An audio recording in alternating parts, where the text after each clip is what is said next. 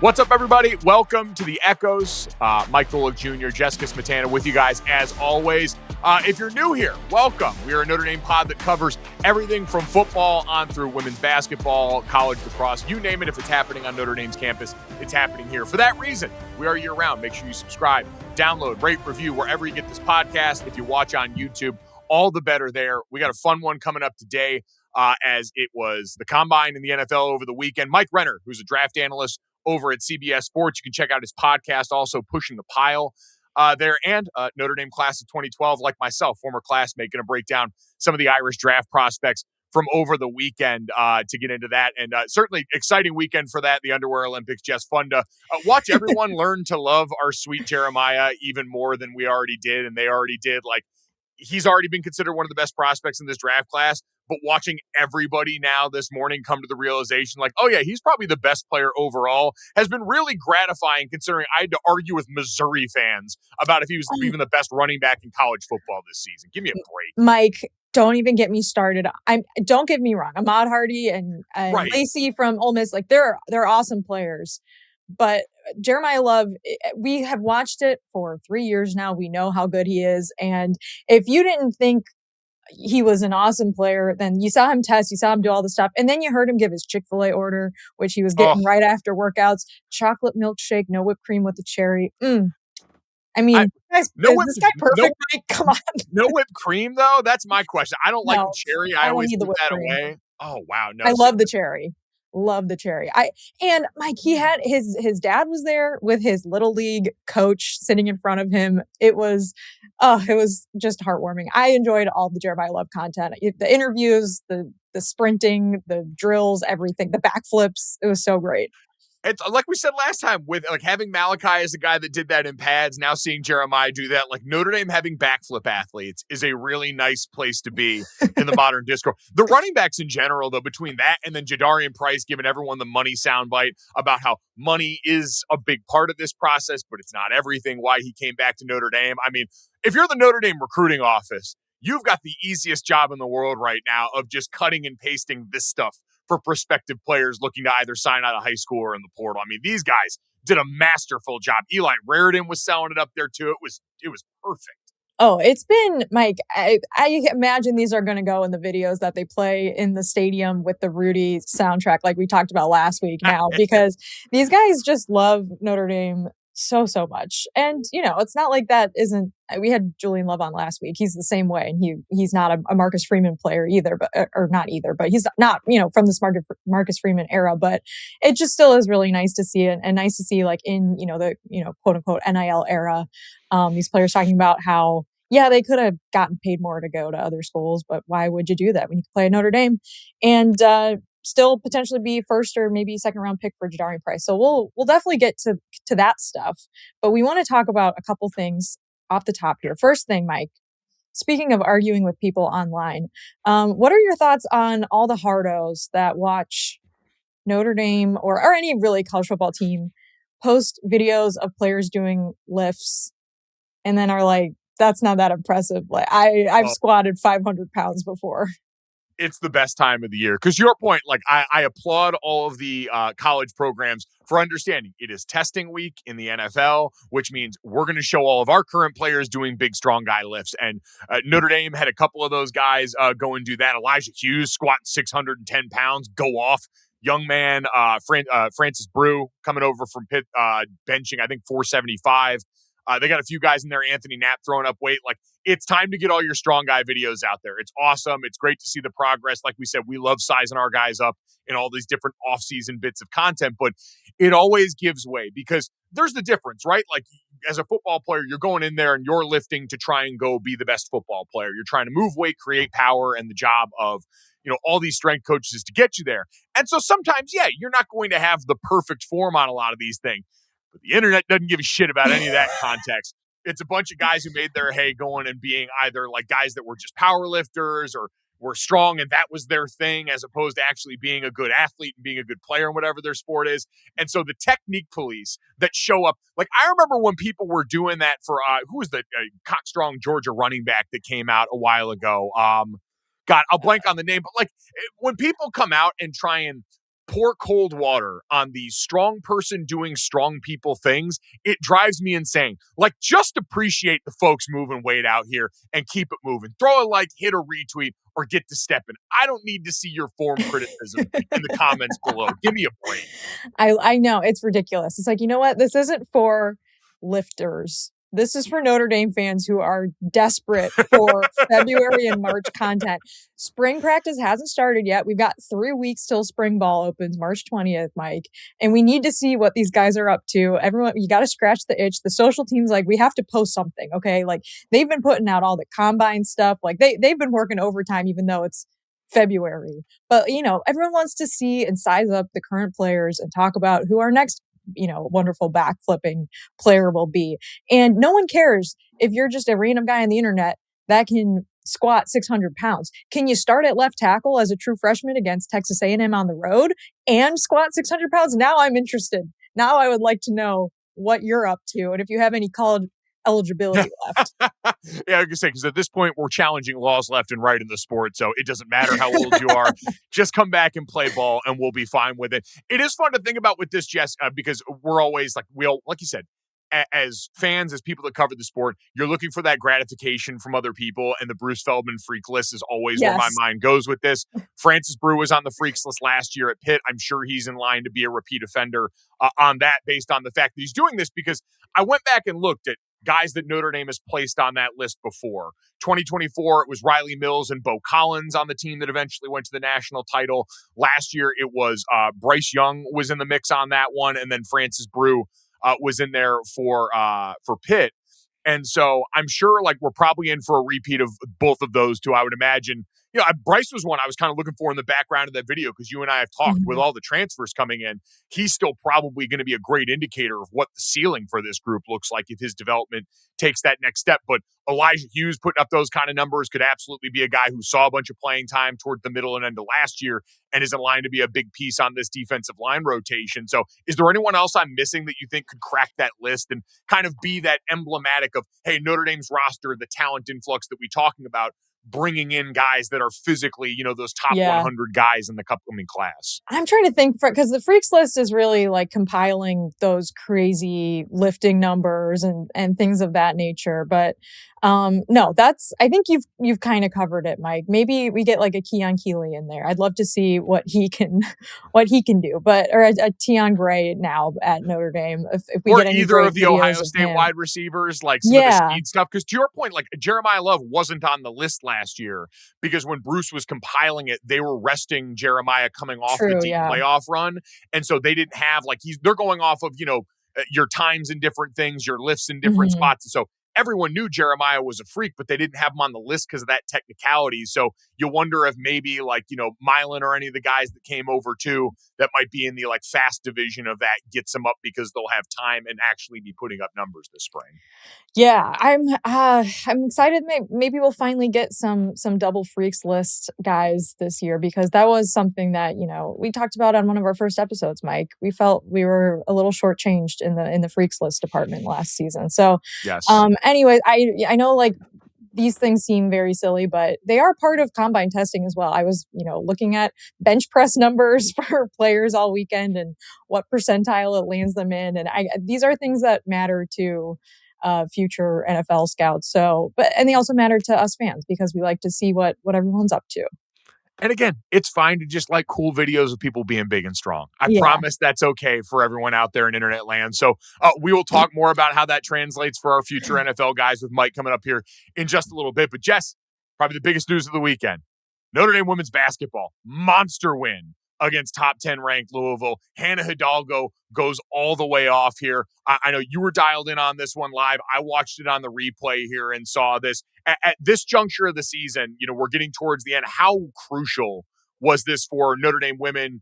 Maybe not as much in terms of seeding or other things like that, but just the confidence going into, conference and eventually March Madness tournaments. Yeah, well, it was crucial for both because they went from a 9 seed in the ACC tournament to now a 5 seed, which was kind of what they were projected to be going into the season. So, this team has worked really hard for this 5 seed in the ACC, Mike. They've worked really hard for 20 wins.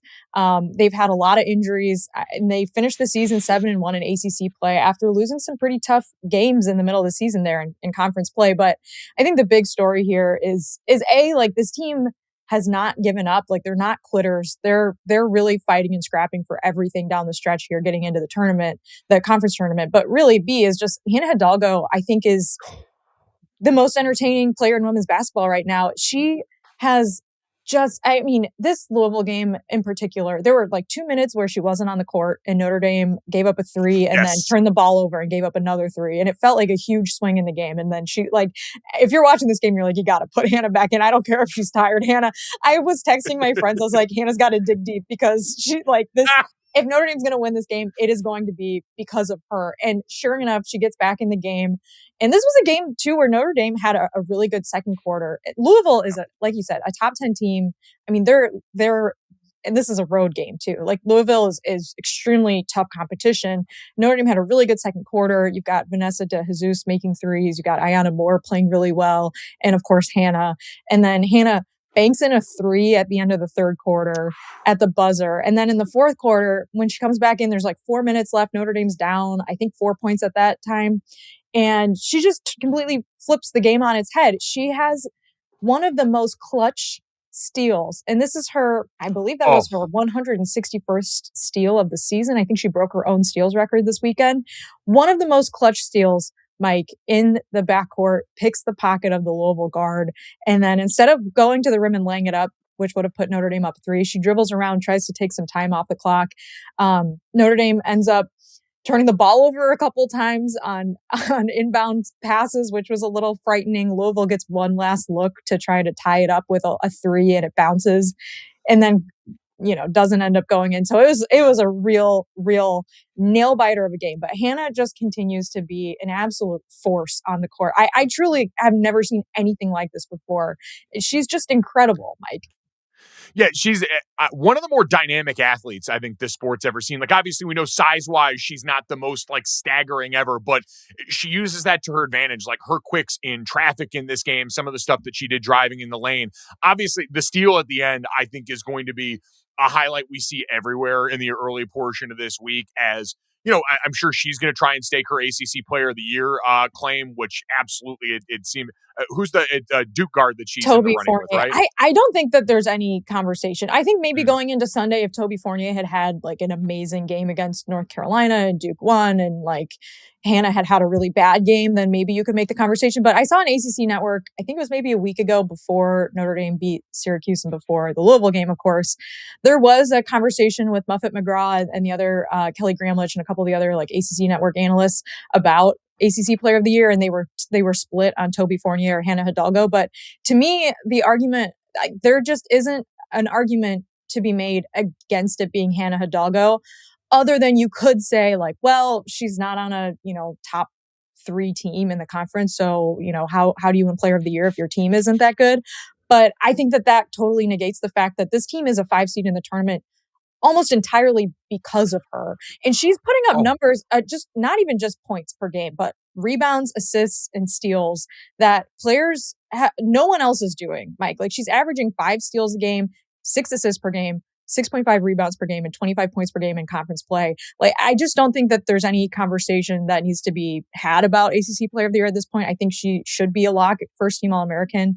But there is a little stiff competition there, I know, so that might be a little controversial, but I don't think that there's any conversation. So going into Sunday, Duke lost. Toby Fournier had a solid game, but Hannah basically had the game Toby Fournier had just in the second quarter on her own, and then proceeded to have a great second half as well. So she is a force out there. To your point, like it's Hannah Hidalgo. Like last year, we talked about all the help with Sonia and Olivia. Like, there isn't any of that. I looked at the box score because I heard them mention it in passing in the game at one point. Like, obviously, Notre Dame's depth because of the injury. They played 7 girls during this game.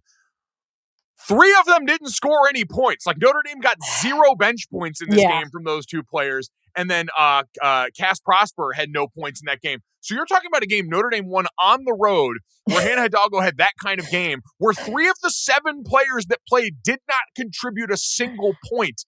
to me is all the argument you really need when the margins are that close and you have that kind of performance with these kind of stakes for Hannah and this team. So I'm with you. Yeah, absolutely. And that's, I'll get on my soapbox for a second because there's a lot of Hannah Hidalgo fans out there that aren't Notre Dame basketball fans that have just talked about how bad the team is around Hannah. And I don't think that that's fair. I don't think anyone on that team is a bad player. I think, like you said, they lack depth. That's more of a roster construction issue. And I think that to be in, Final Four contention, you need players around your star player that play at an elite consistent level every single game. And I think that's kind of what this team is missing because like you said, Cass Prasberg having a game where frankly she didn't have a great game. She didn't score. She was fouling. She's turning the ball over. Like it was not a great game. Like you need players, you need your support staff to be consistent and excellent. Maybe they're not as talented as your, Sonia Citron, Maddie Westbeld team was last year, but at least they're consistent helping you out. And sometimes this team doesn't do that. And so, Hannah's got to put a lot on her shoulders, but this team would not have won the game without Ayana Moore and Vanessa De Jesus and the contributors that did, shoot really well from three, that did make great passes. Malachi Coles had a good game. So yeah, it's not consistently all there, which is why, I don't have a ton of hope that this team makes a deep tournament run, but I will say, I think Niele Ivey's done a really good job coaching this team the second half of the season and getting them to play better defense. And I think that just watching a team not give up, watching a team with a player like Hannah and watching her, she's not getting frustrated at her teammates. She's not she really has kind of become more of a leader where she's lifting everyone else up and, making all these plays, but not getting mad when then there's a turnover and, Louisville gets the ball back. That's been a maturity change that I've seen. And I think that Niele Ivey should get a ton of credit for this because winning your last game of the season on the road against a top 10 team when you've struggled all year to win games like that is just really monumental for the team. And even though this isn't the best Notre Dame team I've seen in the last decade, this was one of my favorite regular season wins because they really did have to dig deep for it and play some really great basketball in the last 5 minutes. No question.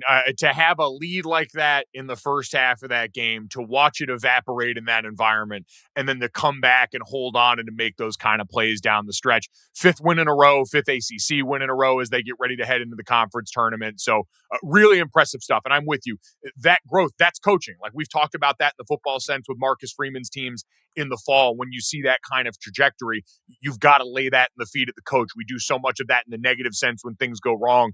Absolutely got to give Niele her flowers on that front. It was exceptional. So that was exceptional. It's a great day for our podcast because coming up to the end of the show, we'll revisit with the podcast's other favorite team. Folks, Notre Dame men's lacrosse, Final Four championship weekend, collision course. Let's start to get ready for it. I will get you primed for that. But first, we'll take a quick break. And when we come back, as promised, Mike Renner is going to join us and talk about this class of Notre Dame Combine athletes and the pro prospects for these guys when we return. All right, as promised, Mike Renner kind enough to join us now here. Go through some Notre Dame draft prospects. Hopefully not weave too much into, the past days of Mike having to help me through college back when we were both on campus in South Bend. And always nice to see someone flying the colors, Mike. Good to see you, man. How you doing? Good to see you guys, too. Repping the class of 2012, baby. We're back. Oh, yeah. Oh, we're never too far away. We're never too far away, the class of 2012. So, no, appreciate it, man. I'm sure it's a busy time right now, obviously. Draft season in full swing, coming off the combine this last weekend. And it really seems like the story of the weekend, at least as I go through the morning talk show circuit here early in the week, is Jeremiyah Love, as advertised at the top, not only of this class for Notre Dame prospects, as we want to go through some of those guys with you here today, but a lot of people's best prospect overall in this draft class in general. Did you fall into the camp before the combine? Were your views changed by any of what you saw? Where were you on Jeremiyah as far as his top end potential in this class? I think he improved his stock in my eyes just because he tested. He could have ran a 4.4. He could have looked a little bit worse, but the sheer fact that he went out there as a guy who was going to be a top 10 pick regardless, right? Ashton Genty didn't do anything in the pre-draft process last year, go 6 overall. I think Love was already in that sort of air as a prospect, but he didn't. He goes to Indy. He runs a 4.36. He looks awesome in the drills. His frame came in. He looked bigger than, he was even listed at Notre Dame. All those things. It's like, that's what you want when you take a top 10 running back, right? You want him to go out there and be a guy who wants to compete. And so for all those reasons, it's a well-deserved Jeremiyah Love day today here on a Monday.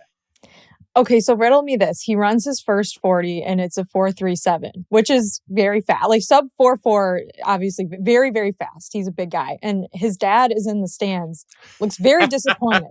Then he does his second one and it's a 4.36. And everyone's like, wow, that was amazing. But it was just 1/100th faster. Why is there such a discrepancy in the reaction there?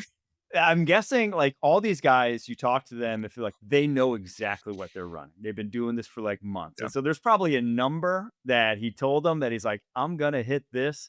And if I don't hit this, I'll be upset. And so it's probably a pretty freaky number. And that's why you get a little behind that and you're like, didn't hit it. But I mean, to the layman, to anyone who isn't watching him run the 40s the past month, it's like, that number is an elite number. I mean, that is right up there. The amount of running backs who are in that sort of mix that are like true bell cow running backs. You can count on one hand. It's like Jahmyr Gibbs. There's, Bijan ran a full 1/10 of a second slower than Jeremiyah Love, and is maybe the best running back in the NFL. So he has special ability as a runner and as a home run threat. Going through Notre Dame running backs at the combine over the last couple decades, George Atkinson and CJ Prosise both ran 4.48s. Julius Jones ran a 4.49. Ryan Grant ran a 4.54. So he's by far and away the fastest of the group too. And we'll talk about Jadarian Price in a little bit, but he has to be the most exciting Notre Dame running back prospect to enter the draft since Jerome Bettis. I mean, since before Jerome Bettis, where would you put him there? Yeah, I wasn't scouting Jerome Bettis. I'll just say that. So I'm a little too young. Neither are we. So I don't. He has. I mean, in terms of where he'll go, yeah, like it will be as high as anyone in my lifetime, at least as a Notre Dame back. And truly, like, Bettis fit his era. Love fits this era, right? Like this is what people are looking for. Everyone's looking for the next Jahmyr Gibbs. Everyone's looking for the next James Cook, right? You want explosive home run hitting ability when everyone's in these two high boxes, and you'll have space. More running backs have more space than ever. You just want the guy who can maximize that space and turn it into explosives that defenses have to worry about. So he really fits the exact moment for the NFL, which is why, he ain't going to last long. Well, I was going to say the exact moment for this draft, too, is interesting because there's such a lack of depth at quarterback outside of Fernando Mendoza at the top. We know there's a bunch of edge guys, and I've seen most mocks have had Jeremiah either going 8th to the Saints or 9th to the Chiefs. That seems to be about the floor right now. As the process goes along, is there any chance he can actually matriculate up into the top 5 based on the teams are there and the needs that these groups have? It wouldn't surprise me. I think the two ones that I'd be looking at are 3 and 4. I think Arizona with the new offensive head coach, with James Conner probably being at the end of his rope as a running back, with how it's not worked out there with Trey Benson, like they need a running back. And the LaFleur's, Matt just paid Josh Jacobs a lot of money. They want to base everything off of that running game to be explosive in the passing game. This is a good guy to base a running game off of. So I think either of those two spots, it wouldn't really surprise me. I think people are saying 8 and 9 just because that's kind of the floor. But yeah, I could see him go even higher than that. When you talk about modern NFL offenses and the skill set that Jeremiah Love has, what do you think is the one thing that makes him a top 10 pick? Is it the pass catching ability in addition to the running ability? Is it the top line speed and being able to turn those short runs into long runs and being, chased down by defenders? Is it pass protection? Like, is there any one thing that turns him from a solid first round pick to he's definitely going in the top 10? I think it is just the high end explosiveness, right? I think it's that pushes him over the top, right? It's everything else is good. The footwork is, for a guy as big as he is fantastic. The ability to catch the ball is fantastic. That's all very, very good. But then you combine that with, hey, once he has a step on the defense, it's over. Once he gets behind the safety, good luck. So I think he is the total package, but the one thing that really pushes him into for sure top 10 contention is just that he is going to make a medium gain into a very, very long gain. And again, everyone wants that today.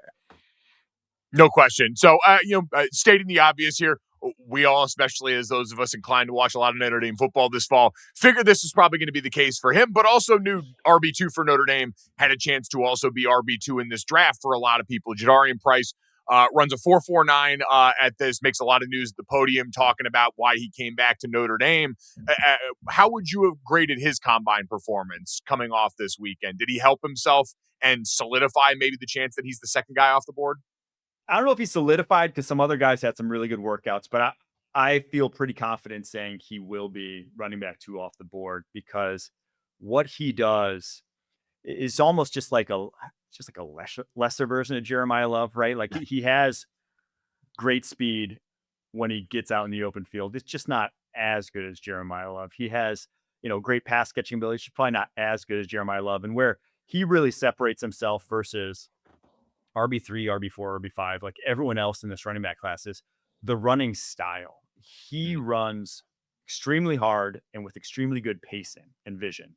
Like he will hit really small gaps at full speed.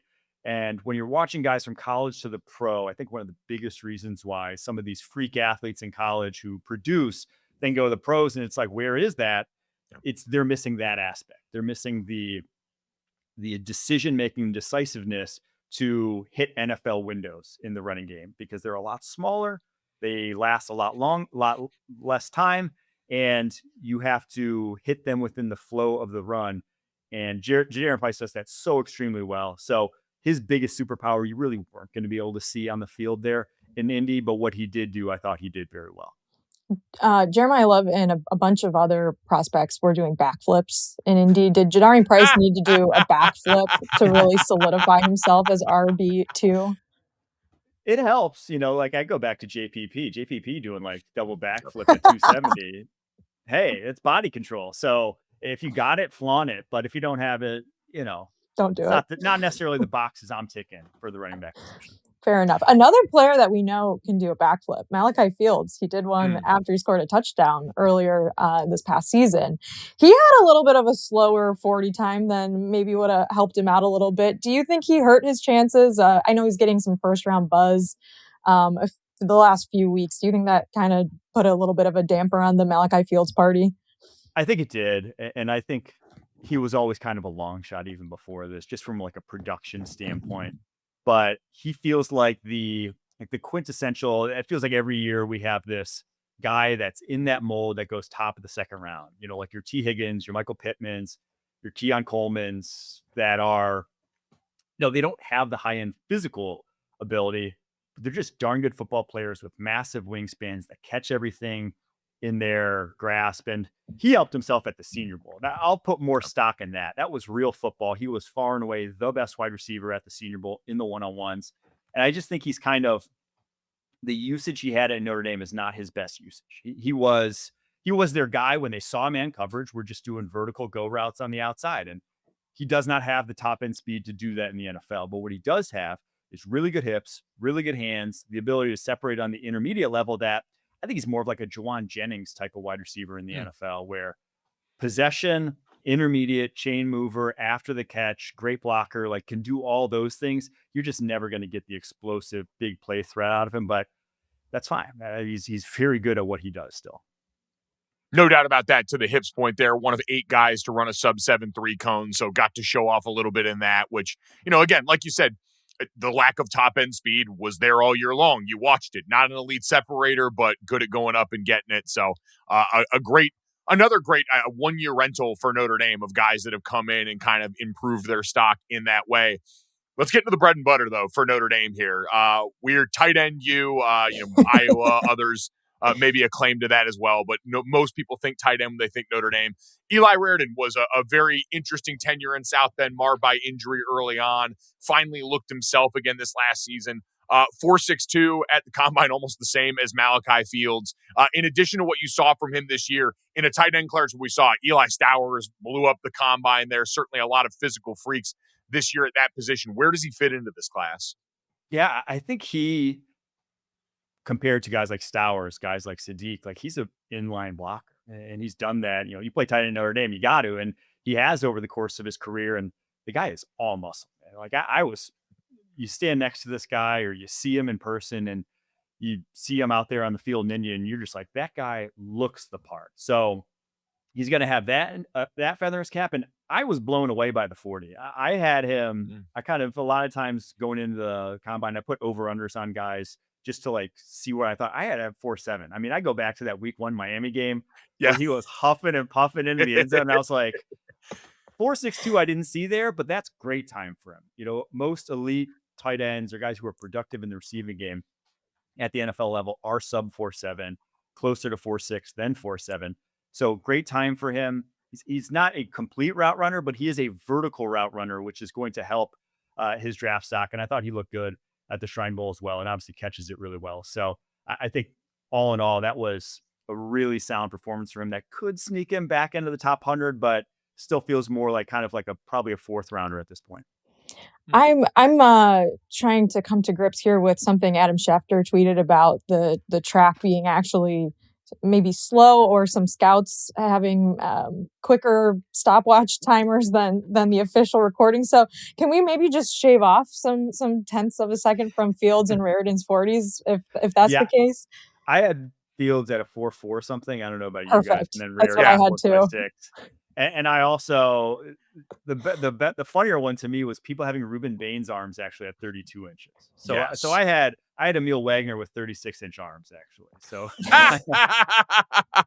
back-to-back years where the arm length discrepancies between the postseason bowl games and the combine and the pro days seem to be all over the place. What are we doing? Like, also, how is the measuring tape that much different everywhere? Locked in. This is supposed to be like a standardized, like we get, and we still don't even have a standardization. Like it's supposed to be where we finally get to put these guys in buckets that we can calculate. And it's like, that doesn't even actually work. If you like Diego Pavia, he's 6 foot even. If you don't, he's 5'6". So let's just start with that, because that guy's I'm not sure there's anyone outside of Vanderbilt fans that are going to bat for him. That's definitely true. The NFL Combine has basically become like every dating app, where it's like, if he's got enough offsetting personality traits in the positive direction here, we'll loan you a little bit of arm length or height. Well, that's what I always say. If you're not listed at 6 foot on a collegiate roster, you're 5'9". Like if you're listed at 5'11", you are 5'9". They couldn't even get you to 6 foot. Also, apparently you are a jerk because the SID didn't like you enough to lie about your height on there to get it done, is maybe what that tells you there. So always interesting there. You mentioned Emil Wagner. Let's take a look at the O-line guys in this one for Notre Dame. Obviously, Notre Dame used to having offensive linemen involved in the conversation a lot earlier in the draft. Emil Wagner, an interesting case. Billy Schrauth, both of these guys, captains, important players. I want to start with Schrauth because he missed the end of last season with a knee injury, was supposed to come back for the bowl game if they had made it to a postseason bowl game. And now going through this process, didn't run, but worked out on the field. What kind of prospect is he in your mind? I am at the back end of the top 100. Now, I think the injuries are, and I didn't get any word on the medicals and what happened with him at the combine, but that's the biggest thing with him. It's just how healthy is he going to be? But on tape, I saw one of the steadiest guards in this class. I mean, just consistency, down to down technique. I mean, say a lot about a lot of Notre Dame guys, but I think him in particular, like you saw the improvement year on year. And I just think as an athlete, he's not exceptional, but I don't think there's a lot of weaknesses to his game. I mean, he moves well laterally. He can move guys off the ball. He's strong enough. Like he ticks every single box kind of you want to see, even if I wouldn't call him a special athlete in any regard. So that's kind of what I want. When I'm looking at a guy in the 3rd round, I want solid. I know I'm not shooting for the moon and getting an all-pro guard more often than not. I'm just getting a guy I know who can see snaps for me. So that's how I feel about Schrauth there on the interior. Mike, I want to get your thoughts on some of the discourse I saw on X, the Everything app, about a lot of media members leaving before O-line interviews on Sunday. Do you want to just clear the air here and tell us what you think about there being fewer people in Indy for O-line day than Saturday and Friday when the flashier players are out there? It is the NFL's fault. It is a pure scheduling quirk. We're asked to get there on Monday. Things start on Monday. You're asked you want to stay 6 days through the weekends, like the work week, Monday through Friday. Okay. But then people just stay Saturday. I'm an hour and a half down the road. I didn't even stay through Saturday. So it's a pure quirk. If it would have been quarterbacks, I wouldn't have been there either. So it is unfortunately the NFL relegating offensive linemen to second-class citizens once again.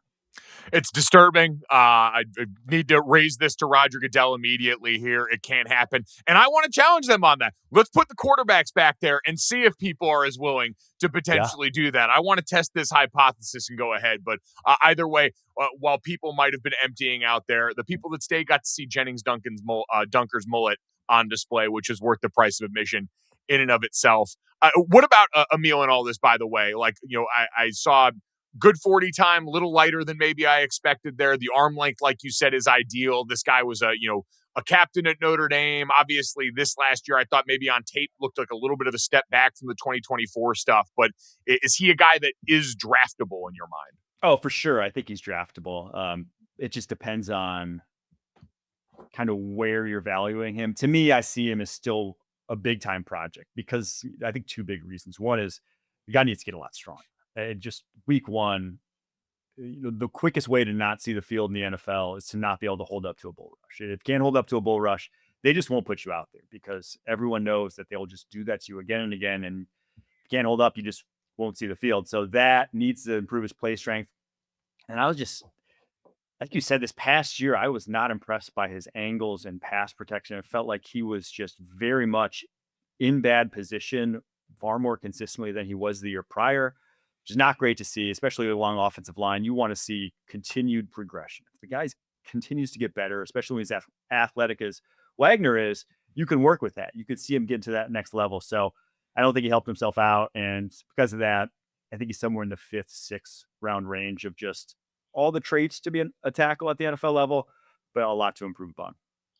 So other than Jeremiyah Love, who we kind of all agree, we think he's going to go in the top 10 and probably have a pretty successful NFL career. If you had to take one other player from this group of 6, I guess group of 5, to just be an NFL All-Pro, someone who has like a really great, solid, long NFL career, who is that person? I mean, I think it's Jadarian Price. I think his ceiling is getting underrated just because he was a backup. And, it wasn't even really a backup. He had a lot of snaps too. I mean, it was very much a committee. And I think that speaks to how good he is, that he could take a talent like Jeremiyah Love, that everyone's talking about, a top 10 guy, and make him part of a running back by committee, that it didn't look like what Ashton Jeanty looked like with 400 touches this past year for Notre Dame, that you could actually spell him. So I think Jadarian Price is a surefire starter. I think he can be a 3-down sort of bell cow back if he wanted to be at the next level. So because of all that, I think he has a long NFL career. Is he a guy that could sneak into the back end of the first? I've seen it in some mocks. Do you think that's too much? I think it's a little too much, but it is a bad running back class. You might only see 4 guys in the top 100. There's not going to be like the day 3 starters that we saw from last year. It's just very thin. So if you really want one, you can't wait to the 3rd round of this year's class and think there'll be one wait for you. Notre Dame's pro day is coming up in a few weeks. And aside from, Jeremiyah Love has already said he's not going to work out at the pro day, but I imagine a few of these other guys will, including players that weren't invited to the combine. So is there anyone from that group that we haven't really talked about you think would be drafted or maybe be a surprise that would get talked about that did not get invited to the combine? I want to see Devontae Smith. I think he can play, man. He just, if he was there, healthy, weeks 1, weeks 2, I think it's much different much different Notre Dame season than we talked about. He's such a good physical slot cornerback. I think he fits a lot of the traits you want to see from a slot corner. He looked good at the Shrine Bowl, and I think he'll get drafted somewhere, maybe even higher than, not going to the combine would suggest. I think he could be like a top 150 sort of guy when it's all said and done. So he's the one I'm looking forward to. He just unfortunately never got to play a ton of football. No, it's a darn shame there, but like you said, great opportunity for him and a guy that definitely did show some ability there. Mike, we'll get you out of here on this. We appreciate it all the time. I don't want to dive too deep into it because we're in the middle of this year's class, but I think a lot of people kind of eye Notre Dame's team, the opportunity this season, and what that could mean for the amount of guys they maybe put out into the NFL draft next year. If you look at the roster going back to Notre Dame, is the contest for best prospect between Leonard Moore and CJ Carr, or is Leonard Moore that with a bullet already based on what you've seen? I think Leonard Moore is that guy. I think he's a top 10 pick. I go back to USC game. They had him just mirror Mekhi Lemon, and it's like, that was it. I mean, like, he kicked Mekhi Lemon's butt in that game. The worst he looked, and that guy's going to go top 20. I think they do regret not knowing that Malachi Toney was himself a dude week 1, or else they just would have put Leonard Moore on him and it would have gone a lot differently. So I think Leonard Moore, I think he's great, but I think Kingston Viliamu-Asa is going to be a nicely regarded prospect as well. That guy can play. So this is a darn good Notre Dame roster coming back. I'll just say that. Well, we don't have enough time to ask you about why Mekhi Lemon was doing all that in his interviews at the Combine, but maybe next time we'll get to it. He made me uncomfy, man. I was right there. It was a little weird. But thank you so much. This was awesome. And we're excited to see what happens the rest of the spring with these Notre Dame players hopefully getting drafted in the NFL draft. For sure. Thanks for having me. Go Irish. Go Irish. Go Irish. Well, it was a lot of fun talking about potential football players getting drafted, and maybe we add one more to the mix, Mike, because Carson Tout, our rebounding extraordinaire on the men's basketball team, apparently hired an agent last week and is considering a future in football. What are your thoughts on that? He's like 6'8". He's a big guy. We think he can play football? I mean, he's the kind of athlete that you look at and say, maybe not a ringing endorsement of our basketball team at this point, that, we just played a Duke team whose forward is going to be one of the top 3 picks in the draft, and our forward's thinking about going pro in football. But that being said, we've seen this before. Tight end is one of those positions that tends to have a basketball background, where people have seen this. Obviously, Antonio Gates going into the Hall of Fame recently, the highest end example of that going on, or one of them. So, I mean, looking at the frame, I could see it. Like, it's always a question of, like, I don't know what his football background is like. I haven't looked that deep into it yet, but how these guys absorb, collisions as opposed to the contact that you get in basketball is always the tell. But hell yeah, good for him. I mean, he looks like a tight end body. We just got busy watching Eli Raridon do his thing at the Combine. You can see the similar frame there, good size. We'll see if he's got the hands and everything else. Hell yeah. Hell yeah, why not? Okay. Let's talk about the Duke game briefly. Like, I feel like I am such a sicko because that Duke game, it was the worst loss in program history. I believe the last time Notre Dame lost that by that many points was in the 19th century. It was really 1898. The dribble hadn't officially been added to basketball rules yet. That was added in 1901. I shit you not.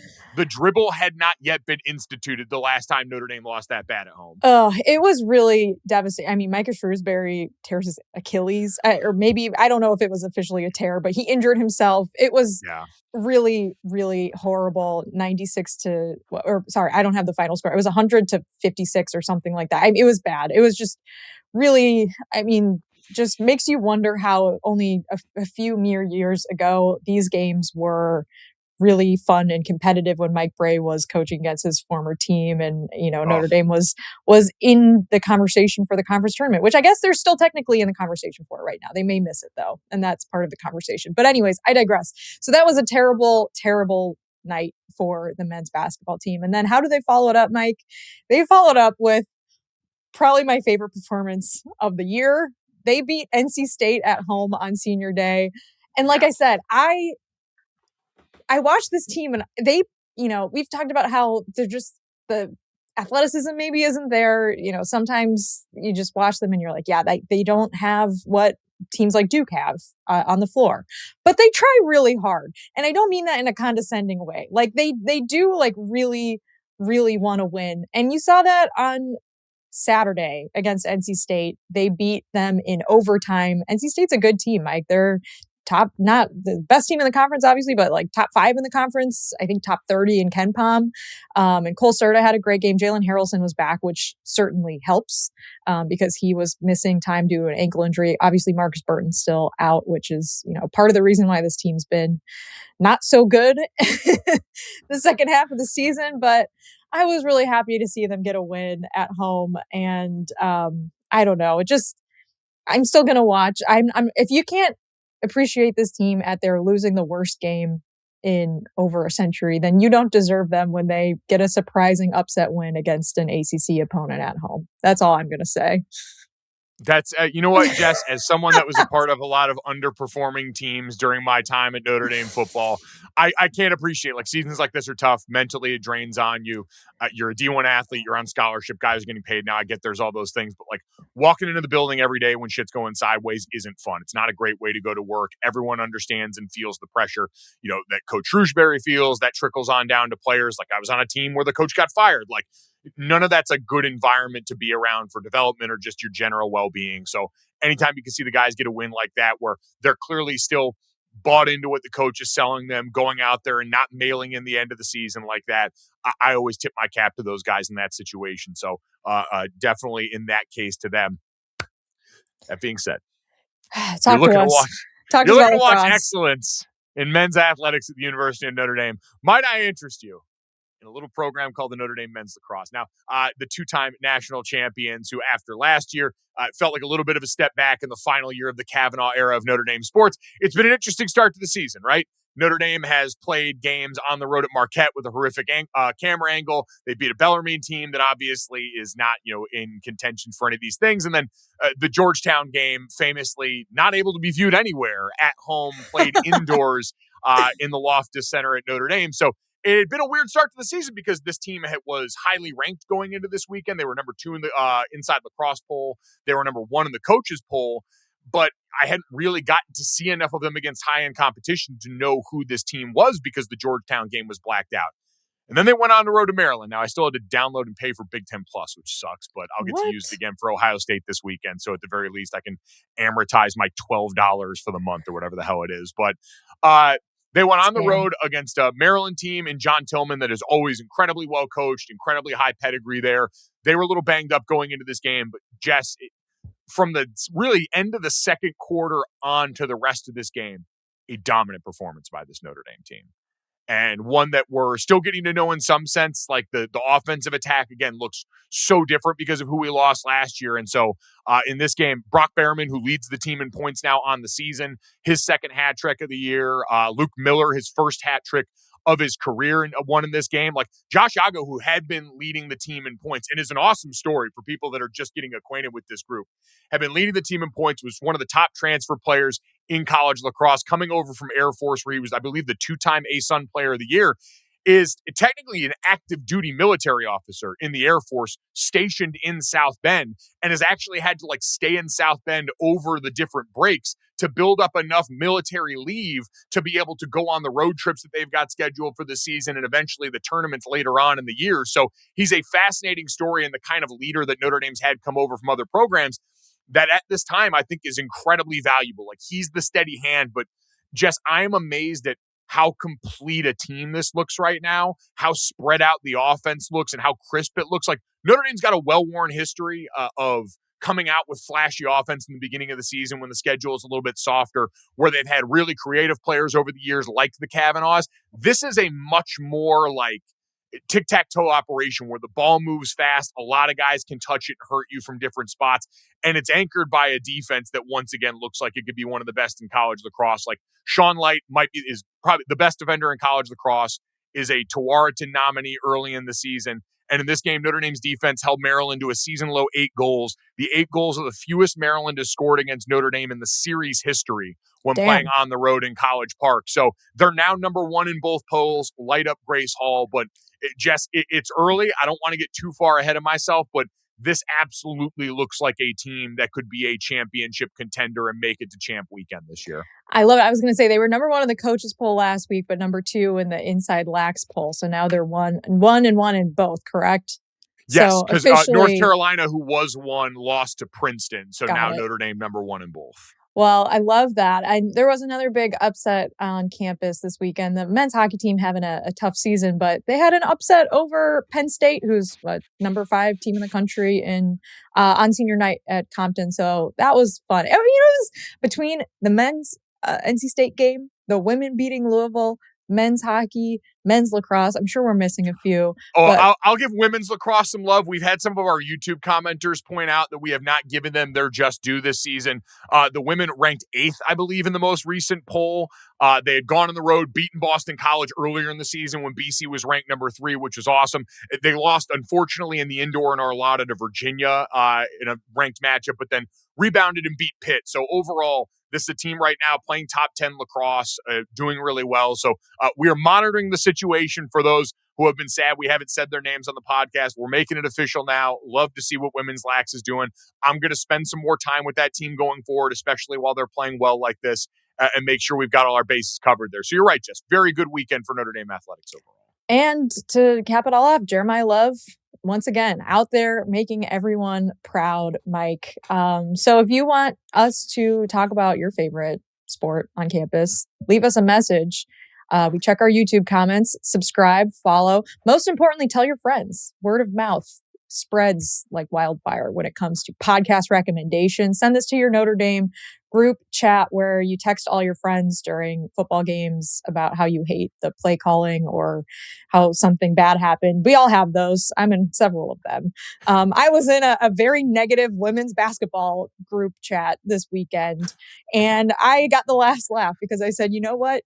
You don't get to enjoy this if you're not proud of this team right now. You don't get to celebrate. I was that guy in the group chat, Mike.